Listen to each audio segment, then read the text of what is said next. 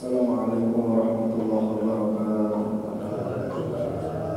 Bismillah, alhamdulillah, wa la hawla wa la quwwata illa billah. Subhanaka la ilma lana illa ma 'allamtana innaka antal alimul hakim. Wa tub 'alaina ya maulana innaka antat tawwabur rahim. Rabbi shrah li sadri wa yassir li amri wahlul 'uqdatam min lisani yafqahu qawli. Rabbi zidna 'ilma warzuqna fahma wa tamim lana bil khairat. Allahumma rzuqna fahman nabiyyin wa hifdzal mursalin wa ilhamal malaikatil muqarrabin bi rahmatika ya arhamar rahimin. Allahumma shalli wa sallim ala sayyidina Muhammadin wa alihi wa amali wa sallim wa ala alihi wa sahbihi. Bismillahirrahmanirrahim. Qala Syekhul Mu'allif al-alim al-alama al-hafidz Jalaluddin Abdurrahman bin Abu Bakar As-Suyuti. وقال أيضا العالم الفاضل البارع الكامل الشيخ محمد دماوي البناني الجابي رحمه الله ونفعنا به وبعلومه في الدارين آمين. Melanjutkan keterangan dari hadis waqala sallallahu alaihi wasallam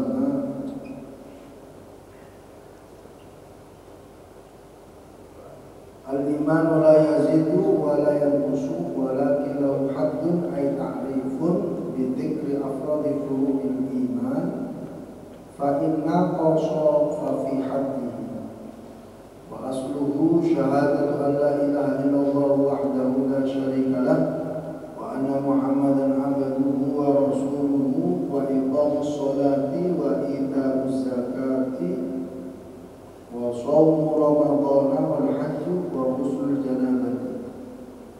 Faman zada fi haddihi zadat hasanatuhu wa man naqasa fihi fa fihi. Al-hadits. Kemarin saya menjelaskan hakikat iman. Iman itu tetap ada bentuk keimanan atau wujud keimanan. Kalaupun bertambah ataupun berkurang, itu hakikatnya bukan dari wujud asli dari keimanannya, akan tetapi batasan keimanan. Sekarang ada sebuah keterangan dari mu'allif qala As-Suyuti, Imam Suyuti mengatakan bagaimana fin nuqayati di dalam kitab Nuqayah. Wal mu'minu al-kamilu fi imanihi man kamulat fihi syu'bul iman. Yang dikatakan seorang mukmin secara sempurna adalah syu'bul imani kamulat, yaitu cabang-cabang dari keimanannya ini sempurna. Nanti akan kita tahu apa maksud cabang-cabang, seperti apa cabang-cabang. Maka dikatakan sempurna kalau cabang-cabangnya ini terpenuhi. Furuknya atau syu'abu atau syu'bul iman ini terpenuhi, maka dikatakan sempurna keimanan seseorang. Wa man naqasa wahidatun minha naqasa fi imanihi bi asliha. Kalaupun seseorang itu syu'bul iman atau cabang dari keimanan itu berkurang saja satu, maka naqasa fi imanihi bi hasbiha, maka imannya tidak habis, akan tapi ketidaksempurnaan dalam wujud keimanan. Ibaratnya angka 10, 1 sampai 10, angka 1 hilang, maka tidak sempurna. Tapi tidak menghilangkan angka 2, 3 sampai 10. Bisa dipahami ya? Jadi keimanan itu kalaupun berkurang, bukan wujud keimanan yang akan tetapi bagian daripada keimanan.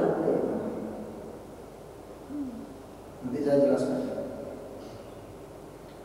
Kemudian waqad ajma'a salaf ulama-ulama salaf ini sepakat ala anal imana yazidu wa yanqus. Saya pernah menjelaskan bahwasanya keimanan itu ada dua fase, dua keadaan, yazidu wa yanqus, bisa bertambah, bisa berkurang. Bagaimana gambaran bertambahnya keimanan dan kurangnya keimanan? Maka dikatakan oleh Imam As-Suyuti wa ziyadatuhu bitta'at. Kalau kita ingin tahu keimanan kita ini bertambah atau tidak, kita ukur kadar ketaatan kita. Kalau ketaatan kita ini semakin meningkat, maka yazidu iman, keimanan kita bertambah. Yang tahu diri kita, lebih-lebih ketika kita sendiri, lebih-lebih ketika kita hanya menghadap kepada Allah, tidak ada orang yang lain, atau kita dalam satu kamar atau dalam satu tempat yang mana tidak ada yang tahu kecuali diri kita dan Allah. Itu kalau semua ziyadatul ta'at, ketaatannya bertambah, maka zadat iman atau zadat iman. Kemudian kalau berkurang itu bagaimana? Wa nuqsanuhu bil ma'asi. Kekurangan iman kita itu ditandai dengan kemaksiatan. Makanya ketika Imam Syafi'i, sekelas Imam Syafi'i saja, punya guru namanya Syekh Al-Waqi', syakautu ila waqi'i su'ahibdi, saya mengadu kepada guruku bernama Imam Waqi'. Tentang apa aduannya? Tentang su'ahibdi, buruknya hafalanku. Pada Imam Syafi'i umur 7 tahun hafal Quran. Mas, umur berapa? Umur 11. Insyaallah. Umur berapa? 10. Imam Syafi'i umur 7 tahun hafal Quran. Umur 10 tahun hafal kitab yang namanya Al-Muwatta, karangannya Imam Malik bin Anas.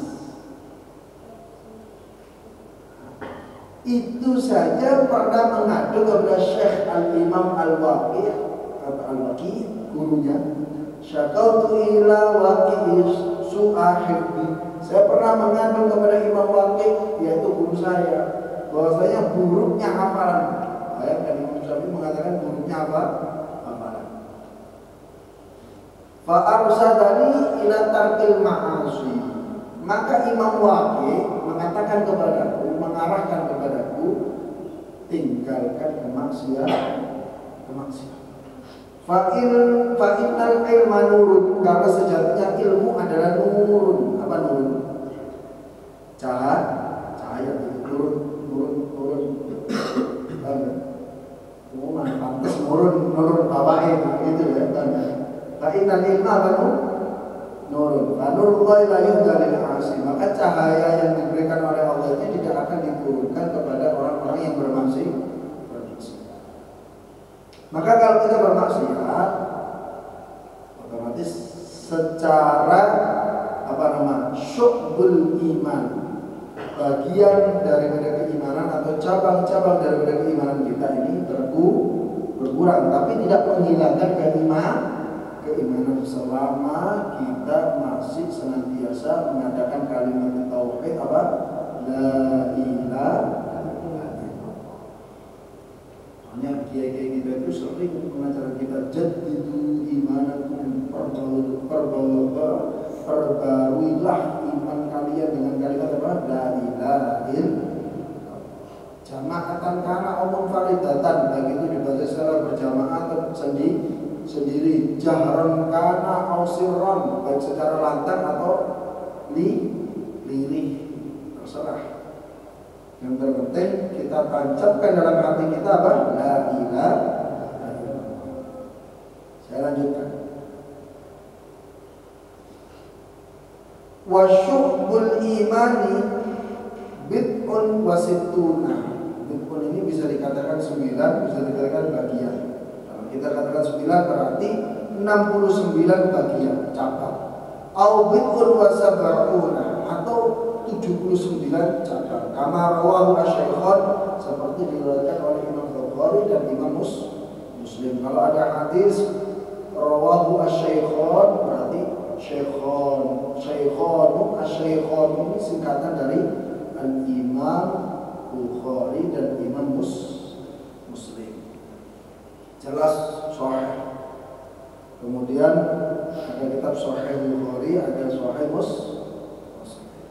Ausitun wa sab'una atau 76. Ausabun wa sab'una atau 77 kama fil hadisi allati rawahu Abu Iwanah, seperti dalam sebuah hadis yang diriwayatkan oleh Abu Iwanah.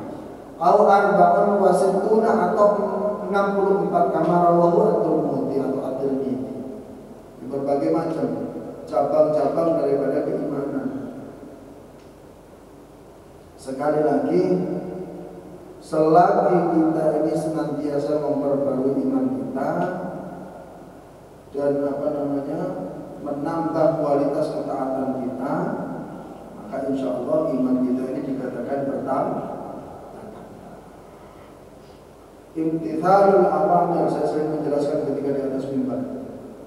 Imtithalul awamir wajtinabun nawahi, menjalankan yang diperintahkan oleh Allah dan Rasulnya, wajtinabun nawahi, berupaya meninggalkan apa yang dilarang. Saya lanjutkan. Wa qala Sayyid Syekh Abdul Qadir Al-Jailani, ada sebuah riwayat atau kalimat dari Syekh Abdul Qadir Al-Jailani atau Al-Jailani.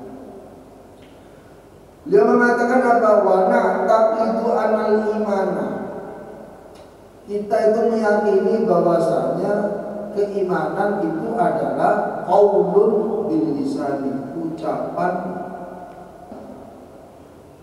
Makanya orang kalau dikatakan iman, awalu imanihi bi qauli syahadatain, awal mula dia dikatakan iman terhadap Allah adalah dengan ucapan dua kalimat syahadat. Itu mesti jalan, mesti keras. Nggak bisa kita iktikad bil qalb tentang syahadat, nggak bisa.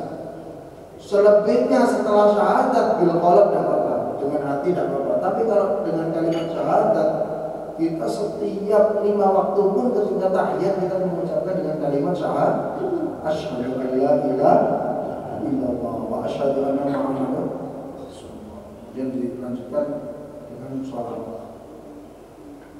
Ini namanya iqrar bil lisan, qaulun bil lisan, wa ma'rifatun bil janan. Kita mengetahui adanya surga dan neraka, atau khususnya itu surga. Wa amalun bil arkan, sebuah amal dengan rukun-rukunnya, sebuah amal dengan pondasinya. Tentu amal itu sangat luas sekali. Sekali lagi, amal itu sangat luas sekali. Karena sejatinya amal itu didasari dengan ketakwaan. Orang kalau beramal tanpa ketakwaan, maka tidak akan diterima. Ketakwaan itu otomatis dengan ilmu, pengetahuan. Orang dikatakan takwa, akan tetapi dia buta akan pengetahuan terhadap siapa dia harus takwa, maka ketakwaan itu pasti tertolak. Makanya dalam Al-Quran itu wa'lam annahu la ilaha illallah. Wa'lam, ketahuilah, berarti ada satu unsur atau satu fase, satu langkah yang harus kita ketahui terlebih dahulu sebelum kita mengenal Allah. Minimal apa? Tafakkaru fi khalqillah, kita pikirkan sesuatu yang telah ada. Adanya bumi, ada matahari, ada bulan, menunjukkan bahwasanya ini sesuatu yang patut diketahui. Karena apa? Ada satu sebab sang Khaliq menciptakan makhluk. Kemudian yazidu bit ta'ati wa yanqusu bil isyani. Kemudian iman itu bisa bertambah sebab karena ketaatan dan bisa berkurang sebab kemaksiatan. dengan kemaksiatan.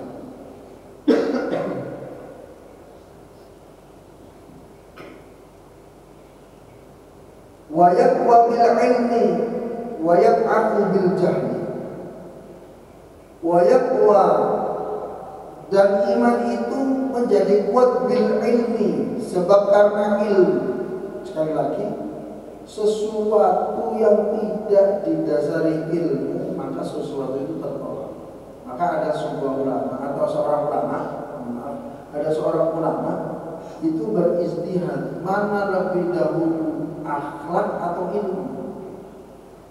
Maka ada sebagian ulama mengatakan harus ilmu dulu, akhlak itu nomor 2. Karena orang berakhlak tanpa ilmu tidak mungkin.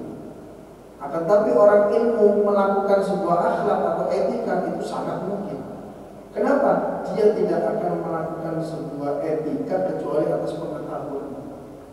Makanya fikih itu simpel sekali. Al-fiqhu, saya contohkan aja. Al-fiqhu lughatan al-fahmu. Jangan ngaji fikih, dasar utama jangan ngaji fikih itu harus paham. Kenapa fikih itu bukan dikatakan al-ilmu, bukan dikatakan ilmu, akan tapi al-fahmu, bukan dikatakan pengetahuan atau bukan dikatakan pengertian, akan tapi pemahaman. Karena hakikatnya orang yang belajar fikih itu lebih paham daripada orang yang tidak belajar fikih. Dalam tanda kutip, orang paham itu pasti ngerti, tapi kalau orang ngerti belum tentu paham. Sekali lagi, orang paham itu pasti apa? Ngerti, tapi kalau orang ngerti belum tentu paham. Saya ngerti sama Pak Yunus, tapi saya belum tentu paham dengan Pak Yunus. Tapi kalau saya paham kalau Pak Yunus, berarti sudah ngerti semuanya. Paham ya? Jadi kalau dengan seumpama ditegur sama dirinya kan, sama ini bukan paham, berarti kan mana? Paham ya? Sampai ini juga gak paham. Sampai cuma ditegur, sama ini gak ngerti-ngerti, ya maklum kan. Tapi kalau sudah naik derajat, sama ini gak paham, gak paham. Nah ini berarti kenapa? Wa yaqwa bil ilmi wa yaq'u bil jahli. Kemudian iman itu bisa lemah sebab kebodohan. Iman itu bisa lemah sebab apa? Kebodohan. Satu contoh, wa yaqwa bil ilmi. Kemarin saya jelaskan, Fir'aun itu kurang sedikit diterima imannya sama Allah. Sekali lagi, Fir'aun itu kurang sedikit imannya diterima oleh Allah. Akan tetapi Allah dengan skenario terbesar, skenario indah. Berapa banyak Allah itu di dalam Al-Quran mengatakan ayat. Apa maknanya ayat? Pak tahu nih apa maknanya ayat? Apa? Pak Andi kan? Ayat. Ayat besar. Apa ayat? Ayat itu makna sederhananya adalah bukti. Linuriyahu min ayat. Ayat itu artinya apa? Kenapa Fir'aun itu tidak diterima keimanannya? Kemarin saya ceritakan. Karena ada skenario besar yang diciptakan oleh Allah Subhanahu wa taala akan menjadi pelajaran bagi umat-umat berikutnya. Fal yauma, Fir'aun itu sudah dilaknat oleh Allah karena mengaku Tuhan. Keimanannya tidak diterima, didelep namanya laut. Betul nggak? Ceritanya kan seperti itu. Ditenggelamkan di dalam laut. Akan tetapi Allah tidak hanguskan atau tidak hancurkan badannya, tidak. Dalam Al-Quran dijelaskan, fal yauma nunajjika bi badanika. Hari itu aku selamatkan jasadmu, aku selamatkan ragamu, badanmu. Apa? Al-yawma nunajjika bi badanika litakuna liman khalfaka ayah. litakuna liman apa? Khalfaka ayat, agar jasadmu ini litakuna liman khalfaka ayat, pada umat-umat yang akan datang menjadi bukti bahwasanya ada sosok Fir'aun yang sangat dilaknat oleh Allah Subhanahu wa ta'ala karena sebab perilaku. Makanya Allah dalam Al-Quran itu falyawman najika bibadalika litakuna liman khalfaka ayat itu sebagai ayat. Jadi kalau orang ada yang bertanya mana ayatnya, mana dalilnya, atau mana bukti? Ada ayatnya enggak? Berarti ada dalilnya enggak? Berarti ada buktinya enggak? Nah ini termasuk bagian daripada keilmuan lah. Adanya hukuman dari Allah terhadap Fir'aun ini sebagai bukti bahwasanya Allah murka jika ada sosok makhluk, sosok ciptaan mengaku sebagai pencipta. Ini yang tadi murkanya Allah Subhanahu wa ta'ala. Bitaufiqi ya Allah. Kama ruwiya an Ibni Abbas, seperti yang diriwayatkan oleh dari Ibni Abbas, wa Abi Hurairah wa Abi Darda, dan juga dari Abi Hurairah dan Abi Darda. Annahum qalu, mereka semua itu mengatakan, yaitu Ibnu Abbas, Abu Hurairah dan Abu Darda, al-imanu yazidu wa yanqus. Iman itu bisa jadi nambah, juga bisa jadi berkurang. Wa ziyadatul imani, dan bertambahnya keimanan innama takunu ba'da tahaqquqi bi ada'il awamir. Hanya saja terjadinya atau bertambahnya keimanan itu sebab ba'da tahaqquqi, setelah terbukti atau setelah benar terbukti bi ada'il awamir, sebab menjalankan perintah-perintahnya Allah. Orang yang masih dikatakan iman itu dengan dia melaksanakan sholat, dia melaksanakan puasa, dia melaksanakan awamir, setiap perintah-perintah yang diperintahkan oleh Allah Subhanahu wa ta'ala. Wantihai nawani, dan juga mencegah dirinya dari perkara-perkara yang dilarang oleh Allah Subhanahu wa ta'ala. Wa bitaslimi fil qadar, dan menerima atas ketetapan Allah. Jadi sekali lagi, menerima atau bahasa tasawufnya itu qanaah, ya, yaitu menerima keadaan apapun yang telah diberikan oleh Allah Subhanahu wa ta'ala. Qul la yusibana illa ma kataballahu lana wa maulana wa 'ala Allahi falyatawakkalul mu'minun. Katakan, tidaklah setiap apapun yang menimpa pada diri seseorang atau diri manusia illa ma kataballahu lana, kecuali itu sudah digariskan dan dituliskan oleh Allah Subhanahu wa ta'ala. Terus kalau ada pertanyaan apakah takdir bisa dirubah? Bisa, biqudratillah, dengan kekuasaannya Allah. Ayat lain mengatakan innallaha la yughayyiru ma biqaumin hatta yughayyiru ma bi anfusihim. Allah masih memberikan kesempatan terhadap manusianya. Apa? Selama dia masih berupaya merubah dirinya, merubah dari tabiat buruk ke tabiat baik, maka Allah akan berikan kenikmatan, yaitu berubahnya keadaan tersebut. Ada satu keadaan mutlak milik Allah, tidak bisa. Kalau sudah ditentukan oleh Allah, tidak bisa dirubah. Likulli ajalin kita, setiap ketentuan dan ketetapan itu sudah tertuliskan. Akan tetapi jangan terpotong lagi ayat ini. Masih ada berikutnya, yang Allahu ma yasha'u wa yuthbit. Dan Allah bisa menetapkan semua itu biqudratil atau qadar.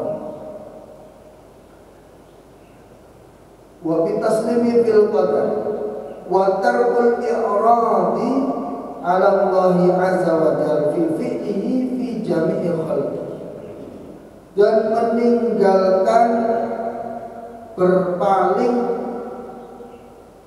atas Allah Subhanahu wa Ta'ala. Paling buruk-buruknya orang itu berpaling dari Allah. Orang kalau sudah berani berpaling dari Allah Subhanahu wa Ta'ala, dijelaskan di dalam surat Thaha itu, waman a'rada an dzikri, siapa orang yang berpaling dari diriku, kata Allah Subhanahu wa Ta'ala, fa inna lahu ma'isatan dhanka, maka aku berikan dia itu hidup yang sempit, ruwet. Makanya kalau kita lagi diuji oleh Allah, ekonominya seret, pekerjaannya mampet, kemudian anak harus manut, usaha apapun belum berhasil, kita wajib hasibu anfusakum, muhasabah. Gimana kualitas ketakwaan kita kepada Allah? Gimana kualitas kedekatan kita kepada Allah? Apakah ketika kita susah baru nyebut atau ketika senang lupa? Ini kan perlu bermuhasabah lagi. Sekali lagi Allah mengatakan waman a'rada an dzikri, kalau sampai orang itu berani berpaling dari itu, fa inna lahu ma'isatan dhanka, aku berikan hidup yang mengupek, hidup yang sempit,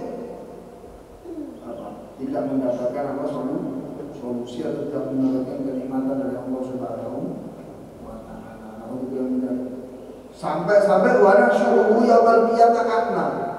Maka digambarkan oleh Allah itu orang yang sudah berani akal, meninggalkan Allah, berpaling dari Allah, nanti akan dikumpulkan di hari kiamat itu matanya dalam keadaan buta. Matanya dalam keadaan apa? Buta. Maka dalam ayat ini di surat Thaha, nanti dicek lagi ya, di surat Thaha ayat 124 sampai 126. Kemudian dijelaskan masih ditentang ini kebijakannya Allah ini. Qala rabbi lima hasyartani a'ma. Ya Rabb, kenapa engkau ini kumpulkan kita kelak di hari kiamat ini dalam keadaan buta? Waqad kuntu basira. Padahal dia mengatakan, padahal selama saya hidup di dunia ini saya bisa melihat dengan mata yang telah Engkau berikan. Maksudnya itu tidak buta. Kenapa kok ketika di hari kiamat nanti saya dikumpulkan dengan satu golongan yang statusnya sama, dibutakan oleh Allah Subhanahu wa Ta'ala? Maka Allah mengatakan apa? Qala kadzalika atatka ayatina. Begitulah ketika engkau didatangkan kepada engkau, atau bukti-bukti itu datang kepada engkau. Kata Allah Subhanahu wa Ta'ala apa? Fanasitaha, engkau lupa. Makanya kita itu angan-angan lagi. Saya sering ditanya, Gus, bagusan mana? Minta ke Allah atau sudah kita pasrah saja? Jadi ada orang yang tanya, minta aku sudah pasrah? Jika iya kan iya. Jadi saya jawab, kalau masih ranah syariat wajib minta. Ranah syariat. Karena Allah mengatakan kunci budak watat dari apa tidak da'a. Saya mengijabai setiap apa yang diminta oleh setiap hamba. Ini syariat. Kalau tinggi lagi, dia sudah mengatakan ma'rifat, dia sudah mengatakan hakikat. Tanpa meminta, Allah sudah pasti jamin. Ini orang yang sudah pikirannya sudah lebih tinggi daripada syariat. Kalau kita masuk syariat, kita wajib minta. Tapi kalau kita sudah tinggi, maksudnya tidak meninggalkan syariatnya, syariatnya sudah berjalan, semakin tinggi tingkatannya, maka kita akan bermuhasabah, kita akan memikirkan sesuatu yang kalau minta buat apa? Oh, nyatanya Allah sudah memberi. Ada buktinya Ustaz? Ada. Wa ataakum min kulli ma sa'altum. Allah itu mengatakan dengan kalimat fi'il madhi. Fi'il madhi bermakna takkid atau taukid. Makna itu artinya adalah benar-benar tidak akan berhasil. Wa ataakum, dan aku telah datangkan kepada kalian, dan aku telah berikan kepada kalian. Min kulli ma sa'altum, setiap apa yang kalian minta. Jadi ini sudah tingkatan orang-orang yang lebih dari syariat. Tapi kalau kita masih syariat, minta fadhkuruni adkurkum washkuruni ila akhirnya. Ini kalau dalam ranah syariat. Kalau sudah ranah di atas syariat, maka kita boleh memikirkan apa kita minta, Allah pasti sudah tahu. Lebih-lebih Allah mengatakan nahnu qasamna bainahum ma'isyatan fil hayatid dunya wa rafa'na ba'dahum fawqa ba'din darajah. Jadi juz 25. Nanti ditulis di juz 25 surat Zukhruf. Itu ada ayat mengatakan nahnu qasamna bainahum ma'isyatan. Orang ini buka toko di pasar. Secara akal seusum betul gini. Kalau gak malu betul gini. Lu nyatanya orang ini loh, anak bojone gak sampai keleleran. Nyatanya orang ini kebutuhan apa pun tertutup. Nah kita kan secara kasar mata kan melihatnya. Padahal kalau kita naik lagi tingkat ini sudah ayat ini sebagai bukti. Nanti lihat juz 25. Kalau nggak salah surat Zukhruf. Saya lupa. Nahnu qasamna bainahum ma'isyatal. Kita itu sudah dibagi masing-masing rezeki. Makanya ada istilah dari kita itu apa? Rezeki itu tertakar dan tidak akan tertutup. Rasanya seperti itu. Saya lanjutkan. Jadi sekali lagi jangan sampai kita apa? Berpaling daripada Allah Subhanahu wa taala. Wa tarku syakkin fi wa'dihi fil rizqi. Kemudian kita itu meragukan. Dalam tanda kutip makna di sini adalah tinggalkan keraguan fi wa'dihi fil rizqi atas setiap janji-janji Allah yang menjanjikan apa? Memberikan rezeki kepada setiap makhluk. Saya itu sudah berdoa seperti itu, kok cair-cair, kok hasil-hasil. Banyak ada orang seperti itu. Oh, banyak sekali. Ya boleh kita protes ke Allah seperti itu boleh. Dan kita makhluk boleh.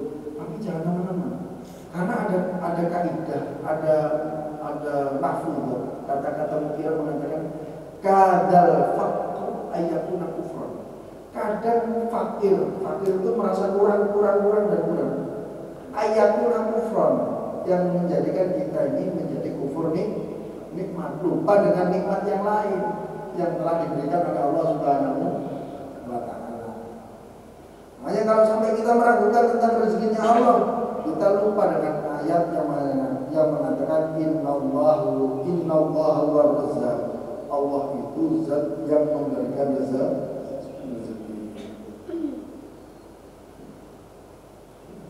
Kemudian wabit tawakkul alaihi,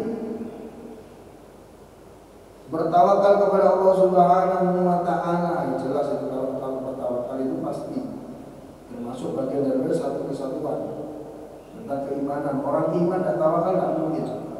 Jadi orang iman itu tidak akan lepas dari tawakal karena dia itu meyakini Allah itu pasti mendatangkan rezeki kalau itu bukan rezeki. Wal khuruj minal hauli wal quwwah, dan kita keluar dari keadaan yang di atas kemampuan kita, seperti yang kita ucapkan setiap waktu, setiap saat, la haula wala quwwata illa billahil aliyyil azim. Di dalam surat Al-Kahfi itu pernah disindir dan diperingatkan betul sama Allah gara-gara tidak mengatakan Masya Allah la quwwata illa billah. Apa? Gara-gara tidak mengatakan Masya Allah la haula wa la quwwata illa billah. Walaula iddakal, Allah itu memperingatkan dengan keras.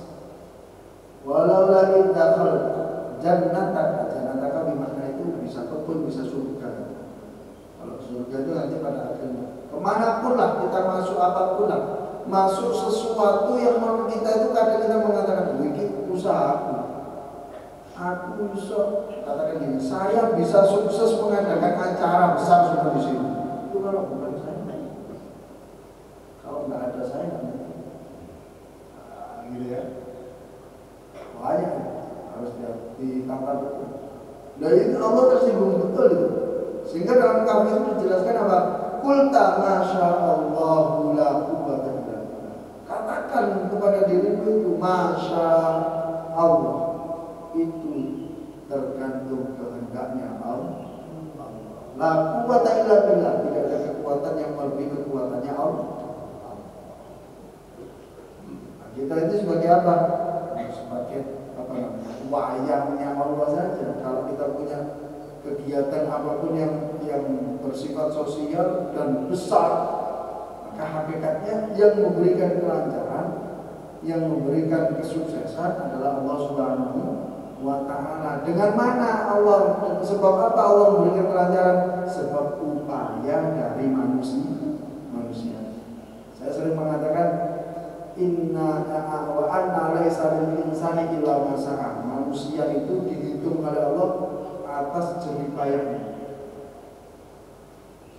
Wa anna sa'yahu sawfa yura. Dan setiap apa yang diupayakan, setiap apa yang dijerih payahkan, sawfa yura, pasti kalian akan melihat hasilnya, tidak mungkin. Makanya kalau ada orang nanam itu pasti nandur, kan gitu ya, atau panen. Kalau nanam. Kalau ada orang nandur pasti panen, kan gitu ya. Itu kan logikanya seperti itu. Nah ini yang dikatakan oleh Allah apa? Wa anna laisa lil insani illa ma sa'a. Manusia itu dihitung apa atas jerih payahnya. Kok bisa dihitung seperti itu? Wa anna sa'yahu sawfa yura. Karena setiap jerih payah yang dia upayakan pasti akan ia melihat hasilnya, pasti. Tidak mungkin. Nah ini yang diberikan oleh Allah Subhanahu wa ta'ala. Wa sabri 'alal bala, dan kita harus sabar setiap wal yubariyal mu'minuna minhu bala'an hasana. Kita meyakini kalau kita dalam keadaan iman, ketika kita datang balak terhadap diri kita, itu bukan sebuah balak atau hukuman, akan tetapi ujian. Jadi kan kita meyakini seperti itu kan. Kalau kita dalam keadaan iman, wal yubaliyal mu'minuna minhu bala'an hasana, sesuatu yang tidak baik menurut kita, maka kita harus siap mengatakan ini pasti orang api ini. Karena ketika kita mengatakan baik, belum tentu menurut Allah baik. Wa asa an takrahu syai'a wa huwa khairun lakum. Wa asa an tuhibbu syai'a wa huwa syarrun lakum. Bisa jadi apa yang kita benci baik untuk diri kita. Bisa jadi apa yang kita cintai buruk untuk diri kita. Allah ya'lamu antum la ta'lamun. Karena hakikatnya Allah yang lebih tahu. Makanya orang-orang ahli hikmah, orang-orang yang senantiasa muhasabah, bertafakur tentang keadaan, tentang kebesaran Allah. Ketika dia mendapati sesuatu, dia selalu mengatakan ini mesti Allah hikmah. Nah, kita belajar betul. Ada sesuatu, baik itu sifatnya kebaikan atau sifatnya keburukan, kita harus berani mengatakan ini pasti ada hikmah. Lebih-lebih sesuatu yang buruk, kok tidak ingin, padahal karena punya kami kan, gitu ya. Kita kan seperti itu. Tapi kita harus berani langsung merubah tadi sesuatu yang tidak pantas itu menurut kita, sesuatu yang tidak enak menurut kita langsung ucapkan mesti ada hikmah. Hanya Allah mengatakan yu'til hikmata may yasha. Hikmah itu sesuatu yang bisa kita ambil pelajaran. Wa may yu'tal hikmata faqad utiya khairan katsiran. Siapa orang yang diberikan pelajaran oleh Allah, maka akan diberikan kebaikan yang amat sangat banyak. Ini kalau kita berani mengatakan mesti Allah hikmah. Nah, kalau kita sudah berani mengatakan tulis Allah hikmah, berarti kullai musibana illa ma kataballahu. Nah, kita sudah mengartikan bahwasanya setiap permasalahan ini dasarnya dari Allah Subhanahu. Seperti kalimat istirja, inna lillahi wa inna ilaihi raji'un. Ini kalimat istirja, dikembalikan lagi kepada Allah Subhanahu wa ta'ala. Wa syukri 'ala ni'mati, 'ala nu'amati, yaitu bersyukur atas setiap kenikmatan-kenikmatan. La in syakartum apa? La azidannakum. wa tanzihi lil haq, dan memihak terhadap kebenaran. Kalau benar ya katakan benar, kalau salah juga katakan salah.